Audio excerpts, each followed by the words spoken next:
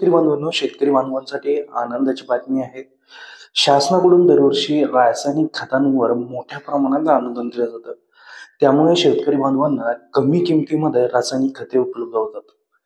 तर युरिया हा सर्वात महत्त्वाचा रासायनिक खत म्हणून हा शेतकरी बांधवांसाठी आहे. परंतु शेतकरी बांधवांनो, जर शासनाने अनुदान दिलं नाही, तर जो काही युरिया आहे, या युरियाची किंमत नेमकी किती रुपयांना जी गोणी आहे, 45 किलोची बॅग, ही किती रुपयांना मिळणार आहे, याची माहिती आज आपण जाणून घेऊया. अर्थातच जर शासनाने रासायनिक खतांवरती किंवा युरियावरती अनुदान दिलं नाही, तर युरियाची गोणी किती रुपयांना मिळणार आहे, याची माहिती आज आपण जाणून घेऊया. तर शासन दरवर्षी या ठिकाणी रासायनिक खतांवर कोटी रुपये हे खर्च म्हणून कंपन्यांना जे आहेत हे अनुदान देत असतं.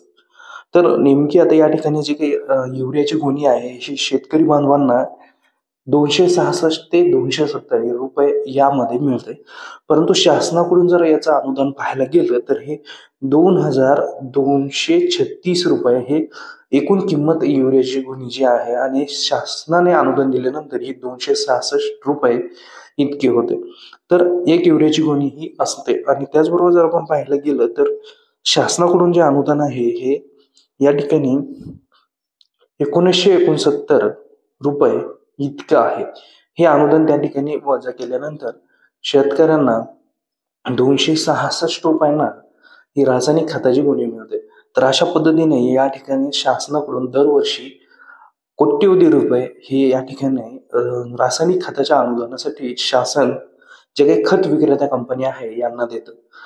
तर यामुळे शेतकऱ्यांना जो काही DAP असेल किंवा युरिया असेल किंवा 10-26-26 इतर जे काही सर्व खते आहेत, यासाठी शासनाकडून मोठ्या प्रमाणात दरवर्षी अनुदान दिलं जातं. तर आता जर आपण या ठिकाणी शासनानं जरी अनुदान बंद केलं, तर युरियाची 45 किलोची जी बॅग आहे ही तब्बल 2236 रुपयांना शेतकऱ्यांना मिळते. तर अशा पद्धतीचं हे एक महत्वाचं व्हिडिओ होता, जो की शेतकरी बांधवांसाठी महत्वाचा ठरणार आहे. तर अशाच महत्त्वपूर्ण व्हिडिओसाठी आपल्या चॅनलवरती नवीन आला असाल तर चॅनलला सबस्क्राईब करून ठेवा. भेटूया पुढील व्हिडिओमध्ये. तोपर्यंत जय हिंद, जय महाराष्ट्र.